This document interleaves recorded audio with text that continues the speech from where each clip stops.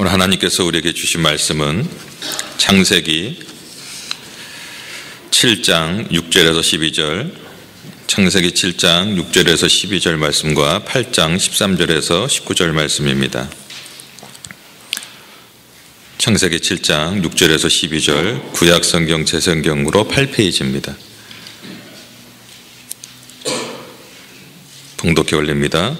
홍수가 땅에 있을 때 노아가 600세라 노아는 아들들과 아내와 며느리들과 함께 홍수를 피하여 방주에 들어갔고 정결한 짐승과 부정한 짐승과 새와 땅에 기는 모든 것은 하나님이 노아에게 명하신 대로 암수 둘씩 노아에게 나와 방주로 들어갔으며 7일 후에 홍수가 땅에 덮이니 노아가 600세 되던 해 둘째 달 곧 그 달 열일의 날이라. 그날에 큰 기품의 샘들이 터지며 하늘의 창문들이 열려 40주야를 비가 땅에 쏟아졌더라. 아멘. 8장 13절에서 19절입니다.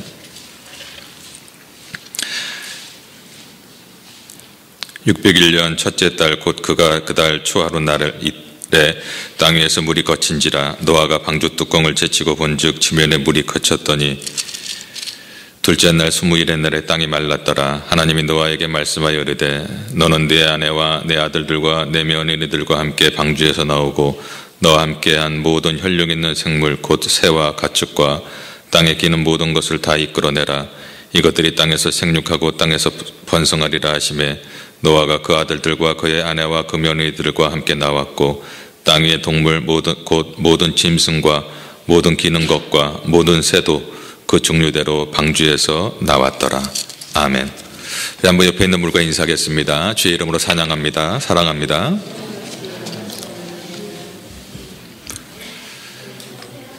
우리 성도 여러분들은 건강하시기 바랍니다. 예. 제가 며칠 동안 좀 독감을 좀 앓았습니다. 좀 날씬해졌습니까? 예, 돈 안 들이고 다이어트를 한 것 같아요. 근데 이 독감이 좀 독하더라고요. 한 4일 정도 열이 나서 끙끙 앓았습니다.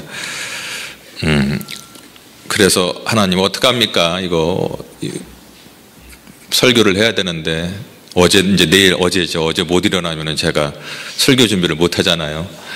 그래서 하나님 금요일 저녁에 기도하고 또 우리 금요 기도회 때 우리 성도님들이 기도해 주시니까 좀 낫더라고요. 그래서 토요일 날 하나님 어떡합니까? 그랬더니 토요일 날 아침에 일어났더니 몸이 많이 좋아졌어요. 그래서 짐에 있는 체육관에 가서 좀 걸어야겠다. 좀 걸어서 좀 회복이 된 다음에 제가 말씀을 준비해야겠다. 그러고 나서 짐에 가서 걸었습니다. 걷는데 TV가 있어서 TV를 딱 켜고 막 걸었더니 뉴스가 나오는데 뉴스에 갑자기 긴급 뉴스가 나와요. 그러더니 이탈리아 해변에서 그 크루즈 여행선이 이렇게 좌초됐더라고요. 그래 언뜻 듣기로는 사망자 수는 그렇게 많지 않은 것 같다고 그래서 다행이다 생각하면서 보았는데 그 배를 보니까 노아의 방주가 생각이 나는 거예요. 야, 저렇게 큰 배를 어떻게 만들었을까 노아가 걸으면서 그러니까 하나님이 오늘 나보고 노아의 방주 말씀 전하라는 거구나. 그래서 오늘 말씀 본문을 이렇게 정하게 되었습니다. 오늘 말씀에 큰 은혜가 넘치기를 주의 이름으로 축원합니다. 제가 금요일 날인가요? 언젠가 한번 말씀을 전하다가 드린 유머인데 한 정신병자가 나는 왕이다. 하나님이 나를 세웠다 라고 말했습니다. 그러자 옆에 있던 사람이 정신병자가 머리를 툭 치면서 하는 얘기가 나는 너를 세운 적이 없다. 안 웃기신가요? 목회를 하면서 제가 많은 분들의 간증을 들어보았고 또 많은 분들의 어떤 집회도 참석해 봤는데 제일 재미있고 흥미있고 그 도전이 있고 은혜를 받는 집회가 전도 집회가 아닌가 전 그렇게 생각을 합니다. 전도 집회 가면 그렇게 재밌어요. 도전도 되고 내 이렇게 살면 안 되겠구나 그런 어떤 뜨거운 마음도 들고 그런 집회를 좀 나중에 또 계속했으면 좋겠다는 생각도 듭니다. 여러분 혹시 미친 사람의 특징을 아십니까? 예정교회 문방현 장로님이 계신데 이분이 오랫동안 예수님을 믿었는데 어느 순간인가 이분이 이렇게 내가 영혼을 전도하지 못하고 살아서는 안 되겠다 깊은 깨우침이 있어서 전도를 하기 시작했습니다. 1년에 한 300명 이상을 전도하는 한국이니까 가능하죠. 여기서는 쉽지는 않습니다. 300명 이상을 전도하는 전도왕이 되었고 지금도 여러 교회를 다니면서 전도 특강을 하고 있습니다. 그 장로님은 전도를 잘 하려면 마치 미친 사람처럼 해야 한다고 하면서 미친 사람에게는 4가지 특징이 있다고 말합니다. 첫째로 미친 사람은 아무에게나 말을 전한다고 합니다. 아무에게나 말을 하는 거예요. 이 사람 저 사람 이 조건 저건 따지지 않고 아무에게나 말을 합니다. 그리고 둘째로 미친 사람은 절이든 교회든 장사하는 곳이든 가정집이든 아무 곳에나 들어간다고 합니다. 그렇죠? 아무 곳에나 들어가는 거예요. 셋째로 미친 사람은 아무나 보고 웃는다고 합니다. 그냥 웃는 거예요. 아무나 보고. 어느 택시기사가 그 정신병원에 들어가는 사람을 자주 태우다 보니까 미친 사람과 정상인을 구별할 수 있게 되었다고 합니다. 웃는 사람은 미친 사람이고 화가 나 있는 사람은 보호자라고 합니다. 정신병원에서 나오는 사람도 정신병원에서 나오는데 계속 웃고 있으면 잠시 외출하는 것이고 화가 나 있으면 이제 정신병이 고침을 받고 태어나는 것이라고 합니다. 미친 사람은 화를 내지 않고 항상 웃습니다. 넷째로 미친 사람은 무슨 말을 해도 상처를 받지 않는다고 합니다. 정상적인 사람은 생각이 복잡해요. 그렇죠? 그렇기 때문에 조그만 거에서 상처를 받지만 미친 사람은 단순하기 때문에 상대방이 어떠한 말을 해도 상처를 받지 않는다고 합니다. 그래서 정상적인 사람들에게나 상담이나 내적 치료 같은 것들이 필요하지만 미친 사람들에게는 그것이 필요 없다고 합니다. 이 비유를 말씀하신 것은 전도하는 사람들은 이렇게 미쳐야 되지 않는가, 이런 비유로 말씀하신 것 같습니다. 그런데 여기 미쳤다라는 말 꼭 나쁜 말은 아닙니다. 언뜻 들으면 미쳤다, 미친 사람이란 말은 부정적으로 다가오지만 때때로 이 말은 긍정적인 면도 있다라는 것입니다. 물론 제가 지금 말하고 있는 사람은 어떤 미친 사람, 정신병자를 의미하는 것은 아닙니다. 무엇인가 몰입하는 것을 의미합니다. 그러나 이렇게 아이러니한 것은 이렇게 미친 사람, 이렇게 뭔가 집중하고 뭔가 골똘한 사람들을 통해서 큰 일이 이루어진다라는 것입니다. 다른 것을 생각하지 않고 어떠한 것에 아주 몰입하는 사람, 그런 사람이 세상의 이름을 날리고 무언가 일을 이루어내는 거죠. 에디슨이 실험에 미쳤기 때문에 발명왕이 되었습니다. 그리고 모차르트가 음악에 미쳤기 때문에 천재 음악가가 되었고, 박지성 선수는요 평발이랍니다. 그리고 키도 좀 자그만하잖아요. 여러분, 평발이면은 걷기조차 힘들어요. 그런 사람이 뭐에 미쳤어요? 축구에 미치니까 그거 아무데나 그 프리미어 리그에 뜨는 게 아닙니다. 중국에서 좀 잘한다는 선수가 갔다가 망신만당하고 쫓겨나간 거 뉴스에 봤죠? 신문에 봤죠? 아무나 하는 게 아닙니다. 거기에 맨체스터 유나이티드에서 뛰고 있는 것입니다. 어떻게 보면 지금까지 미친 사람들에 의해서 세상이 변했고 지금도 정말 미친 사람에 의해서 변해간다고 해도 과언이 아닐 것입니다. 일반적으로 미친 듯이 무엇인가에 몰입한 사람은 그것 외에는 다른 것을 생각하지 않습니다. 그러한 사람은 시간도 돈도 친구도 가족도 심지어는 잠자는 거 먹는 거, 우리 혹시 남장로님 무슨 발명할 때 그렇게 하시나요? 뭔가 집중해서, 우리 남장로님도 뭔가 발명하실 텐데, 집중하는 사람들 보면 그렇습니다. 저도 공부를 잘 안 하는 편이지만 공부에 집중했을 때는 잠도 하루에 한 2시간, 1시간, 2시간씩 자고 공부도 한 적도 있습니다. 비웃으시는 것 같으세요? 졸업은 해야 되니까 열심히 공부했습니다. 이런 사람들, 정말 뭔가에 몰두한 사람들, 그런 분들을 보고 뭐라고 그러죠? 저 사람 미쳤다. 무언가에 미쳐있는 사람이다. 그렇지 않으면 그렇게 행동할 리가 없다라고 말합니다. 그런데 성경을 보면 미쳤다라는 말을 들었던 사람들이 많이 나옵니다. 사도행전 27장 24절에 보면 베스도가 크게 소리내어 이르되 바울아 네가 미쳤도다라고 말합니다. 내 학문이 너를 미치게 한다. 말처럼 그 헬라인의 베스도 총독은 사도 바울을 재판하다가 사도 바울이 복음에 대해서 막 열정적으로 설명하는 거예요. 그러니까는 그가 보다가 네가 미쳤구나 라고 얘기를 하는 것입니다. 바울아, 네가 미쳤다. 사도 바울은 복음을 목숨을 걸고 전하다가 로마의 베스토 총독으로부터 미쳤다라는 말까지 들은 것입니다. 그러나 사도 바울이 정말 의학적으로 미쳤습니까? 아니에요. 그 사람 미친 사람 아니에요.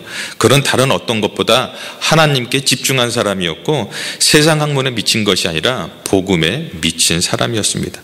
그런데도 이 베스토 총독은 바울아, 네가 미쳤도다. 네 학문이 너를 미치게 한다라고 말하고 있습니다. 마가복음 3장 20절과 21절에 보면 예수님도 미쳤다는 소리를 들은 적이 있습니다. 집에 들어가시니 무리가 다시 모임으로 식사할 겨를도 없는지라. 예수의 친속들이 듣고 그를 붙들러 나오니 이는 그가 미쳤다 하밀러라. 예수님도 사도 바울처럼 많은 사람들로부터 또 친속들까지 미쳤다는 얘기를 들었습니다. 무엇 때문에요? 복음 때문에. 우리를 구원하시기 위해서 이런 미쳤다라는 소리를 들은 것입니다. 오늘 본문에 보면 오랫동안 사람들로부터 미쳤다라는 그런 조롱과 핍박을 받으면서도 변치 않고 끝까지 하나님의 말씀을 지켰던 한 사람이 등장합니다. 바로 노아입니다. 노아가 살던 시대에 세상의 죄악이 만연했습니다. 얼마나 만연했냐면 하나님께서 이 세상에 사람을 지었음을 한탄할 정도까지 이 세상의 죄악이 관영했습니다. 그리고 하나님께서는 이젠 도저히 안 되겠다. 그래서 물로 심판하시기로 작정을 하시고 그 계획을 노아에게 알려주었습니다. 그리고 그에 대한 준비로서 큰 방주를 짓도록 명령하셨습니다. 노아는 하나님의 말씀에 순종해서 방주를 지었는데 그 방주를 지은 것을 보면서 많은 특징이 있지만 그 중에 두 가지 특징이 있습니다. 우리는 오늘 두 가지 특징을 좀 우리가 잘 배웠으면 좋겠다는 생각이 듭니다. 첫 번째로 노아는 하나님께서 말씀하신 대로 방주를 지었습니다. 하나님께서 지시하신 배의 길이는 약 300규빗, 135m, 넓이가 22.5, 50규빗, 높이가 3.5, 이게 2층으로 되어 하고, 요즘 기준으로 봐도 뭐 제가 한 건 아니지만 이렇게 계산을 해본 결과 14,000톤 정도 되는 배를 지었다고 합니다. 1톤 2, 3, 14,000톤이 얼마인지 모르겠어요. 하여튼 제가 계산이 잘 관념이 별로 없어서요. 하여튼 크다. 크다. 하여튼 그 크루즈처럼 뭐 그 정도까지는 안 됐지만 그래도 크다. 하나님께서 그 큰 배를 노아에게 지으라고 말씀하셨습니다. 더군다나 배를 다 지은 후에 그 배 안에 각종 짐승들을 종류대로 데리고 와서 그 배 안에 집어넣어라. 그리고 그들이 먹을 양식까지 집어 준비하라고 말씀하셨습니다. 과학자들이 참 여러 가지 조사하는 분들이 많아서 너무 감사해요. 더 이 과학자들이 지구상에 있는 동물들을 조사했더니 약 45,000 정도 종류가 있다고 합니다. 그러니까 방주를 지은 후에 비가 와서 세상이 물로 덮여서 한 1년 있었죠. 그때 7명의 노아의 가족과 그리고 45,000마리의 짐승이 그동안 먹을 양식을 준비했던 것입니다. 대단하지 않습니까? 사실 그 방주를 짓는 건 쉽지 않은 일이지만 또 그 방주 안에 동물 수대로 종류대로 집어넣는 거, 이것도 보통 일이 아니고 또 거기에 종류별로 또 먹는 게 다를 거 아니에요. 여러 가지가 있을 거 아닙니까? 그것도 집어넣는 것도 참 보통 일이 아니다라는 것입니다. 쉽지가 않습니다. 그런데 창세기 6장 22절에 보면 그가 어떻게 했는지 보면요, 노아가 그와 같이 하나님이 자기에게 명하신 대로 다 준행했더라. 대단하죠? 하나님 이게 무슨 말씀이십니까? 라고 얘기하지 않고 그냥 자기의 지식, 생식, 상식으로 이 정도 하면 됐겠지, 뭐 이게 아니라 하나님의 말씀하신 대로 다 준행했더라라고 말하고 있습니다. 오늘 노아처럼 하나님의 말씀대로 다 준행하는 저와 여러분의 삶이 되기를 주의 이름으로 축원합니다. 성 프란시스가 수도원을 설립하고 유명해졌을 때 두 젊은이가 수도사가 되기 위해서 성 프란시스를 찾아봤습니다. 제가 과테말라 있을 때도 그 수도원이 과테말라 옛날 그 수도 안티구아라고 했는데 수도사들이 그 건물 잘 지어놓고 살았더라고요. 벽이 넓이가 이만해요. 이 폭이 이만합니다. 엄청나게 큰 거죠. 벽돌 돌로 지었는데 큰 돌로 했는데 거기에서 너무 부정부패가 있고 뭐 여러 가지 뭐 안 좋은 게 있고 음란이 있으니까 지진이 나고 그 수도원이 다 허물어져 보였어요. 그래도 조금 기둥들이나 뭐 여러 가지가 좀 남아서 관광도시로 유명합니다. 한번 이렇게 선교를 가게 되면 거기도 한번 들려서 보고 오는 것도 참 좋을 거라고 생각합니다. 우리가 이 수도원에서 제자가 되게 하여 주시옵소서라고 2명의 사람이 찾아왔습니다. 이때 프란시스가 밭에서 일을 하다가 손을 툴툴 털고 일어나면서 이 2 사람에게 얘기했습니다. 내가 내일 올 테니까 채소를 심때 뿌리를 전부 하늘로 하게 하고 이파리를 땅으로 해서 심어 놓도록 하시오. 그렇게 하고 갔습니다. 2 사람이 제자가 되기 위해서 갔는데 어떻게 뿌리를 땅에 심어야 되지 않겠어요? 그래서 고민하다가 한 사람은 이거 수도사님이 잠시 헷갈렸을 거야. 프란시스가 잠시 헷갈렸을 거야. 그렇게 생각하고 뿌리를 땅에다 박은 거예요. 싹 심었습니다. 이쁘죠? 그런데 또 한 사람은 분명히 뭔가 이유가 있을 거야. 그렇게 심으란 이유가 있겠지. 그래서 뿌리를 하늘로 향하게 하고 그리고 이파리를 다 심어버렸습니다. 한 사람은 정상적으로 심고 한 사람은 비정상적으로 심어 놓았습니다. 이제 그 다음날 되어서 프란시스가 밭으로 왔습니다. 그리고 뿌리를 하늘로 심은 그런 사람을 보면서 말하기를 참 너는 우직스럽고 바보같이 보이지만 명령에 순종하는 사람이니까 너는 내 제자가 되어라. 그리고 뿌리를 땅에다 박은 사람, 그래 너는 상식적으로 그래 뿌리는 땅에 있어야 잘 자라겠지. 그래지. 그러니까 너는 꾀가 많고 지혜가 있고 상식이 있는 사람이니까 내 밑에 있지 말고 따로 가서 살아라. 이렇게 얘기를 했다고 합니다. 독일의 본 회포 목사님은 믿는 자들만이 순종할 것이며 순종하는 자들만이 믿게 될 것이다 라고 말을 했습니다. 그러니까 믿기 때문에 순종하는 것이고 순종하는 것을 통해서 진짜 믿음인지 가짜 믿음인지를 알 수가 있다는 것입니다. 여러분, 우리도 여러 가지 하나님께서 말씀하시는 것들이 있을 것입니다. 우리에게도 여러 가지 문제가 있고 여러 가지 아픔이 있고 하나님이 나에게 요구하는 것도 있을 것입니다. 그때 그 문제의 열쇠는 바로 순종인 것을 여러분 깨달으시기 바랍니다. 아멘. 순종의 사람을 쓰는 거예요. 순종이 기도의 응답의 문을 열고 순종이 은혜의 문을 열고 순종이 축복의 문을 열 수 있다는 것입니다. 아무리 기도하면 뭐 하겠습니까? 아무리 말씀 보면 뭐 하겠습니까? 내가 그 작은 말씀 하나에 순종하지 못한다면 아무런 의미가 있겠습니까? 여러분, 작은 말씀에도 순종하는 저와 여러분이 되기를 주의 이름으로 축원합니다. 아멘. 노아를 보세요. 그 낙관을 극복하고 하나님께서 말씀하신 대로 모든 것을 준비했어요. 그 결과가 어떻게 됐냐면 히브리서 11장 7절에 보면 이렇게 말합니다. 같이 한번 읽겠습니다. 시작. 믿음으로 노아는 아직 보이지 않는 일에 경고하심을 받아 경외함으로 방주를 준비하여 그 집을 구원하였으니 이로 말미암아 세상을 정죄하고 믿음을 따르는 의의 상속자가 되었느니라. 히브리서에서 말씀하고 있는 것처럼 노아는 믿음으로 방주의 모든 것을 준비함으로 말미암아 그의 가족이 홍수와 심판 속에서 살아날 수 있었습니다. 그리고 그가 의의 상속자가 되었을 뿐만 아니라 온 땅을 기업으로 얻을 수가 있었던 것입니다. 이처럼 하나님께서 노아와 같이 하나님의 말씀에 순종하는 사람을 좋아하신다. 사무엘상 15장 22절과 23절에 보면 한번 같이 봅니다. 야훼께서 번제와 다른 제사를 그의 목소리를 청종하는 것을 좋아하심같이 좋아하시겠나이까. 순종이 제사보다 낫고 듣는 것이 수양의 기름보다 나으리니라. 뭐가 낫다고요? 제사보다 뭐요? 순종이 낫다. 예배도 중요하죠. 그러나 뭐가 더 낫다고요? 순종. 여러분 여기 왜 오셨습니까? 하나님의 말씀 들으러, 그죠? 예배 드리러 오셨죠? 그리고 그 말씀 듣고 어떻게 하기 위해서? 순종하기 위해서. 아무 순종 없이 예배만 드리고 돌아가면 아무 의미가, 하나님 기뻐하지 않는다라는 거예요. 아무리 예배를 잘 드리고 예물을 많이 드린다고 할지라도 순종하지 않으면 하나님께서 좋아하지 않는다. 그러나 우리가 노아처럼 말씀을 청종하고 순종하면 하나님께서 좋아하신다. 사랑하는 성도 여러분, 하나님께서 명령하신 대로 다 준행하였더라 라고 했던 노아처럼 우리도 하나님 말씀에 순종하며 헌신하는 삶을 살아가기를 주의 이름으로 축원합니다.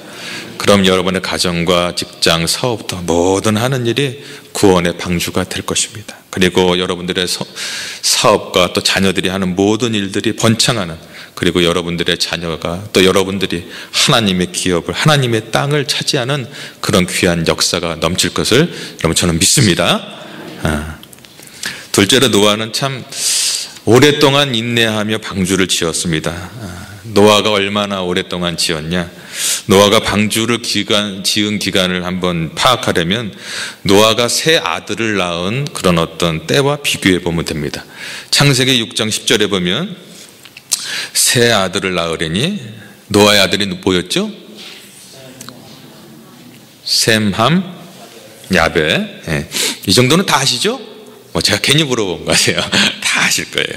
그리고 이어서 창세기 6장 14절에 너는 고페르나무, 이게 무슨 나무일까요? 가로에 해놨죠?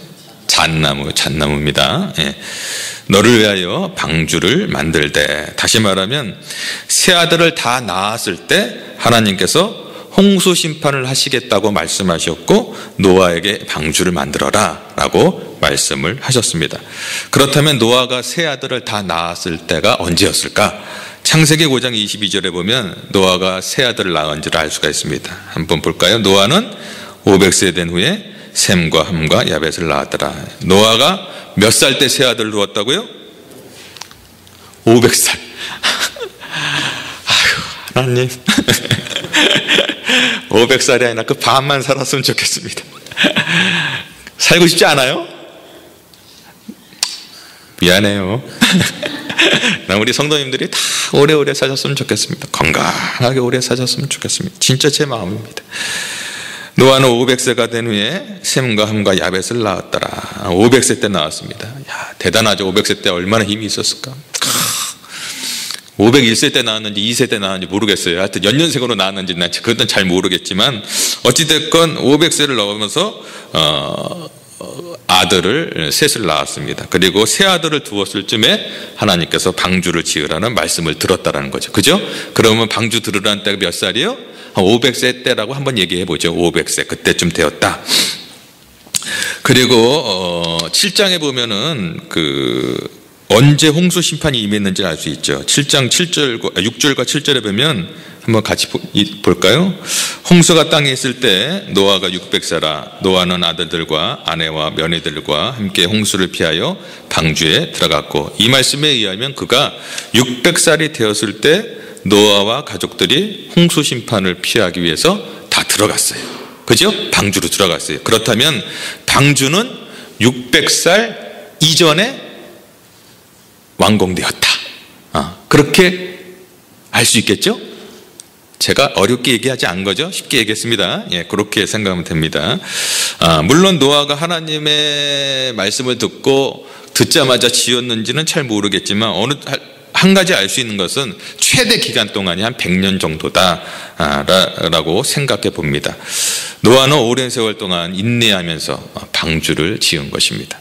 그런데 우리가 또 한 가지 알아야 될 것은 노아가 어디에다 그런 방주를 지었습니까? 바닷가요? 강가? 확실해? 산이에요? 그래요. 확실히. 상식적으로요, 어디다 지어야 됩니까? 배는? 바다. 그렇지. 바다에다 지어야 되죠. 큰 강이나. 똑똑해. 요즘 똑똑해졌어요, 재현이가. 하나님의 말씀을 자꾸 들으니까 똑똑해지는 거예요. 그래, 바다에 지어야 됩니다. 근데 상식적으로 그렇게 짓지 않고 어디에 지었을까? 창세기 7장 17절과 18절에 보면 이렇게 말합니다. 홍수가 땅에 40일 동안 계속된지라 물이 많아져 방주가 땅에서 떠올랐고 물이 더 많아져 땅에 넘침에 방주가 물 위에 떠다녔으며 40일 동안 내린 비로 이제 세상이 물에 잠기게 되었습니다. 나중에 산 꼭대기에 있는 방주마저 물에 둥둥 뜨게 되었습니다. 그러니까 노아는 바닷가에서 강가에서 배를 만든 것이 아니라 높은 산꼭대기에서 배를 지었다라는 것입니다. 얼마나 힘들었을까요? 저는 말씀을 준비하면서 정말 이해가 안 돼요. 그리고 얼마나 힘들었을까?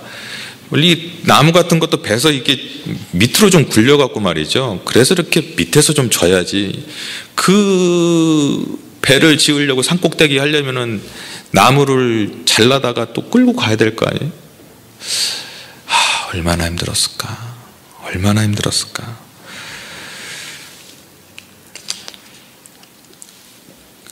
이것을 보고 또 힘든 것까지는 괜찮은데 얼마나 많은 사람들이 비난을 했겠습니까?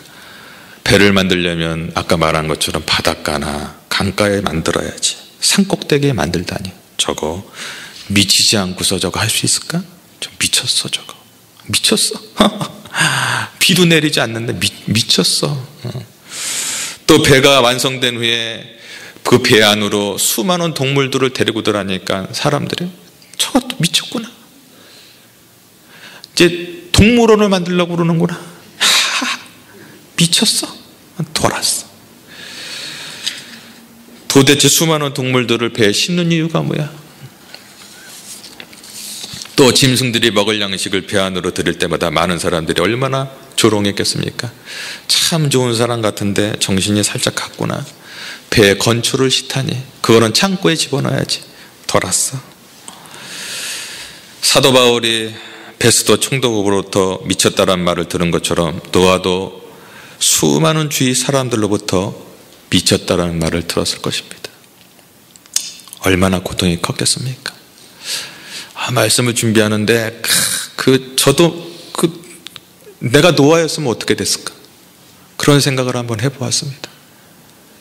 저 미쳤구나, 저 미쳤구나. 그거를 하루 이틀도 아니고 그 오랜 시간을 정말 미쳐버리지 않겠어요? 정말 얼마나 고통이 컸겠습니까? 동네 사람들은 돈만 생기면 소를 사지요, 양을 사지요, 땅을 사지요, 먹을 양식을 장만하는 데 썼어요.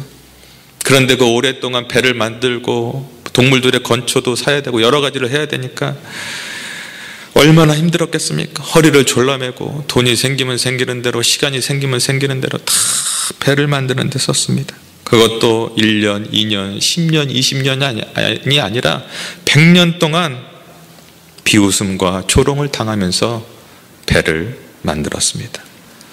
그러나 노아는 포기하지 않고 끝까지 인내했습니다.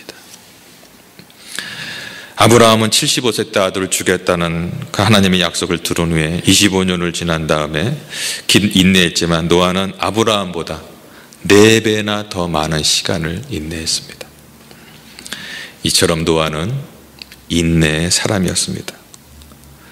그가 방주를 지을 때만 인내한 것이 아니었습니다. 방주를 짓고 나서도 인내했어요. 우리가 앞에서 이미 살펴본 것처럼 노아 나이 600세, 그는 7명의 가족을 데리고 방주에 들어갔습니다. 그런데 그와 그의 가족이 방주에 들어간 후에 곧바로 비가 내렸으면 좋았을 텐데 그렇게 곧바로 비가 내리지 않았습니다. 하나님의 말씀에 순종해서 방주 안으로 들어갔지만 비가 오지 않자 무작정 기다렸습니다. 여러분, 그가 얼마 동안 기다렸는 줄 아십니까? 창세기 7장 11절에 보면 노아가 600세 되던 해 둘째 달 곧 그 달 열일의 날이라. 그날에 큰 기품의 샘들이 터지며 하늘의 창문들이 열려 40주야를 비가 땅에서 쏟아졌더라. 그의 나이 600세 되던 해 둘째 달 17일에 비가 내리기 시작했다. 그러니까 몇 살에 들어갔어요? 600세에 들어갔는데 시간이 좀 지났죠. 최대로 1개월 17일, 그러니까 약 47일 동안 배 안에서 비가 오기를 기다린 것입니다. 제가 B형입니다. 좀 다혈질이라는 거죠. 하나님 들어갑니다. 저 한 일주일 있었으면 나와갔을 것 같아요. 뭐예요 이게 도대체, 안 오잖아요. 근데 47일 동안 그는 그냥 기다렸습니다. 모르겠습니다. 몇 번씩 밖으로 나갈 거 고민을 했을 수도 있겠죠. 그러나 노아는 그러지 않았던 것 같아요. 말씀에 순종하여 배 안에 들어갔음에도 불구하고 비가 내리지 않았지만 하나님의 말씀을 의심하지 않고 그는 끝까지 인내하며 기다렸습니다. 결국 47일이 되었을 때 하늘에서 땅에서 비가 내리고 땅에서 물이 터져버렸던 것입니다.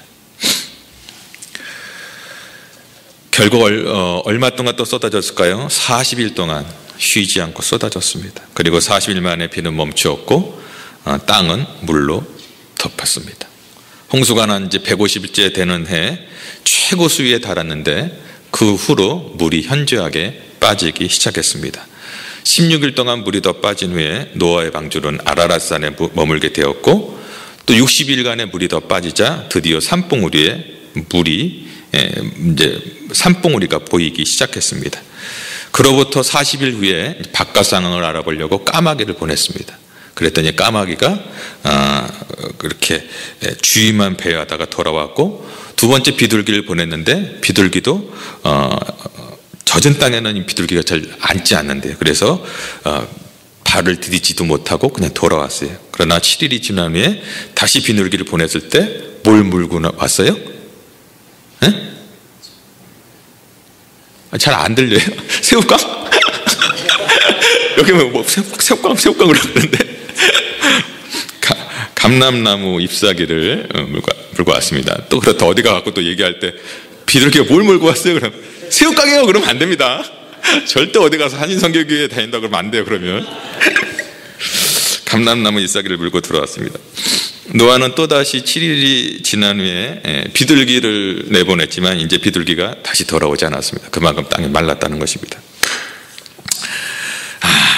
드디어 이제 땅이 마른 거죠. 그때가 언제인지 아세요? 창세기 8장 13절을 한번 보겠습니다. 나와 있나요? 창세기 8장 13절에 보면 601년 첫째 달 곧 그날 초하룻날에 땅 위에서 물이 거친지라 노아가 방주 뚜껑을 제치고 본즉 지면에서 물이 거쳤더니 그때는 노아 나이가 601년 1월 1일이었죠. 1년이 넘는 지루한 시간 동안에 배 안에 머물러야 했던 노아와 그의 가족들이 물이 거친 장면을 보면서 얼마나 기뻐했겠습니까? 이제 비둘기가 오지 않자 방주에 뚜껑을 열고 밖을 보러 보니까 말랐어요. 야, 얼마나 기뻤을까? 여러분 1년 동안 이제 배에 있었으면 얼마나 빨리 지면을 밟고 싶겠어요? 어제 그 사건을 보니까 배에 있던 사람들 중에서 죽은 사람들이 대부분 배에 계속 있었으면 살았을 거래요. 왜냐하면 이렇게 안전 요원들이 가서 했을 텐데 그걸 못 견딘 거예요. 타이타닉호가 막 생각이 난 거겠죠? 그래서 물에 뛰어들어가고 그만 뛰어든 사람들이 많이 죽었다고 그러더라고요. 1년 동안 여러분 배 안에 있었다고 생각해 보세요. 그 동물들하고 냄새가 또 얼마나 났을까? 막 여러 가지 저는 생각이 많았습니다. 근데 거기에서 이제 했는데 막 땅을 밟아보고 싶은 마음이 불일 듯 막 이 안에서 막 일어났겠죠. 이제 갑시다. 성경에 보면 아마 나오지는 않지만 안에도 막 바가지를 긁었어요. 여보, 빨리 나가자고. 이제 빨리 나가자고. 1년이나 됐어, 여보. 빨리 나갑시다. 방주 뚜껑을 열고 봤잖아. 마른 거 봤잖아. 비둘기도 안 왔잖아. 빨리 가자고. 아마 아들들도 아버지 이제 나가시죠. 아마 또 며느리들이 있으면 또 시아버지는 또 며느리들이 약하잖아요. 아버님 나가셔야죠. 나가셔야죠. 그러게 말이다. 나가야 될 텐데. 참 괴로웠을 거예요. 그런데 노아는 배에서 나오지 않았습니다. 이유가 무엇일까? 무엇 때문에 그가 배 밖으로 나오지 않았을까? 그것은 하나님의 사인이 없었기 때문입니다. 그래서 지면이 말랐음에도 불구하고 여전히 노아는 배 안에 머물렀습니다. 그러다가 하나님께서 다시 사인을 주십니다. 창세기 8장 14절부터 19절입니다. 같이 한번 읽겠습니다. 시작. 둘째 날 20일의 날에 땅이 말랐더라. 하나님이 노아에게 말씀하여 이르시되 너는 내 아내와 내 아들들과 내 며느리들과 함께 방주에서 나오고 너와 함께한 모든 혈육 있는 생물 곧 새와 가축과 땅에 기는 모든 것을 다 끌어내리라. 이것들이 땅에서 생육하고 땅에서 번성하리라 하시매 노아가 그 아들들과 그의 아내와 그 며느리들과 함께 나왔고 땅 위의 동물 곧 모든 짐승들과 모든 기는 것과 모든 새도 그 종류대로 방주에서 나왔더라. 그는 물이 거치고 땅이 마른 것을 알면서도 방주 안에 머물러 있었습니다. 하나님의 말씀이 있을 때까지 다 알았음에도 불구하고 방주에 기다렸습니다. 그러다가 그의 나이 601년 2월 27일이 되었을 때 가족들과 함께 짐승들을 데리고 방주로 나오라는 하나님의 그 말씀, 하나님의 그 사인을 듣고 노아는 드디어 방주 밖으로 나왔습니다. 난 노아에게 큰 박수를 쳐주고 싶어요. 하늘 가면 한번 보고 싶습니다. 형님 대단하지요. 이 정도 되니까 100년 동안 방주를 만들 수 있었던 거예요. 미쳤다, 이상하다, 웃긴다, 정신 나갔어, 이해가 되지 않아. 별의별 소리를 다 들어가면서도 이 정도 되니까 그 방주를 완성할 수 있었던 것입니다. 미친 사람을 취급을 받았음에도 불구하고 그는 꿈쩍하지 않고 하나님의 사명을 잘 감당할 수가 있었던 것입니다. 오늘 이러한 노아의 인내를 우리들도 배우는 저와 여러분이 되기를 바랍니다. 하나님의 명령이 떨어질 때까지 기다린 노아처럼 하나님의 사인을 기다릴 줄 아는 사람이 되어야 됩니다. 저도 이제 담임 목회한 지 5개월 정도 되었습니다. 마음이 좀 많이 급했습니다. 빨리 부흥해야 되는데 여러 가지 고민이 있었습니다. 교회 재정적으로도 빨리 좀 세워줘야 되는데 성도가 많아서 빨리 교육 부서도 세워지고 여러 가지 좀 일을 해야 되는데 하나님의 사인을 기다려야 될 줄 알았는데 그게 잘 안 되더라고요. 그래서 여기 가서 저기 가서 하다 보니까 상처를 많이 입었어요. 이제 저도 좀 깨달은 것 같습니다. 하나님의 사인이 있을 때까지 우리 좀 기다릴 줄 아는, 그러면 반드시 하나님께서 순종과 인내를 보시고 큰 부흥을 허락하실 줄 전 믿습니다. 사랑하는 성도 여러분, 노아는 말씀대로 순종하여 방주를 짓고 방주의 짐승들을 암수 종류대로 집어넣고 또 그들이 먹어야 하는 음식을 골고루 실었습니다. 별의별 소리를 다 들었음에도 불구하고 노아는 인내하며 방주를 지었고 미친 사람 취급을 받았음에도 불구하고 그는 하나님 나라에 하나님의 사인이 있을 때까지 인내했습니다. 창세기 8장 1절에 보면 이렇게 말합니다. 하나님이 노아와 그와 함께 방주에 있는 모든 들짐승과 가축을 기억하사 하나님의 바람을 땅 위에 불게 하시매 물이 줄었고 하나님은 노아와 그들을 기억하셨어요. 하나님께서는 사람들로부터 미쳤다라는 말을 듣는 가운데 하나님의 말씀만 붙들고 살았던 노아와 그 가정을 기억하셨다. 그래서 홍수 가운데서도 버리지 아니하시고 노아와 그 가정을 살려주셨습니다. 이처럼 여러분, 하나님께서는 저와 여러분의 순종과 그리고 인내를 기억하신다는 사실을 여러분 믿으시기 바랍니다. 그러므로 우리가 순종과 인내를 배워서 하나님의 말씀대로 끝까지 순종함으로 끝까지 인내함으로 마침내 하나님께서 기억하사 하나님께서 우리에게 복의 복을 주시고 참 평화를 주시며 참 해방을 받아 참 주님이 주시는 은혜와 복을 받아 누리는 저와 여러분의 삶이 되기를, 또 많은 사람들이 우리를 통해서 정말 우리가 방주 역할이 되어서 많은 영혼들이 이곳에 와서 정말 주님을 만나는 그날이 올 때까지 참고 인내하는 저와 여러분들의 삶이 되기를 주의 이름으로 축원합니다. 기도하겠습니다. 좋으신 하나님 감사합니다. 하나님, 우리는 정말 하나님을 믿는 것 때문에 얼마나 많은 사람들에게 미쳤다라는 말을 듣고 사는지요.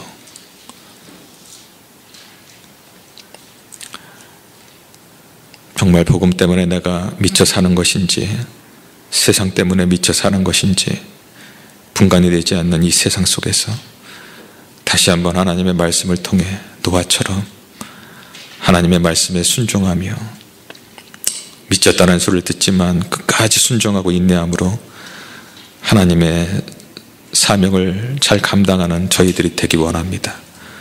오늘 이 말씀이 그냥 귀로 듣고 흘러가는 것이 아니라 작은 말씀 하나라도 우리의 심령에 떨어져서 이 말씀이 30배, 60배, 100배의 열매를 맺는 귀한 은혜의 말씀 되게 하여 주시옵소서. 순종하는 마음 갖게 하시고 작은 거 하나부터 순종할 수 있는 저희들의 삶이 되게 하여 주시옵소서. 오늘도 하나님의 은혜에 감사해서 아버지 하나님 정성을 다해 예물을 가지고 나왔나이다.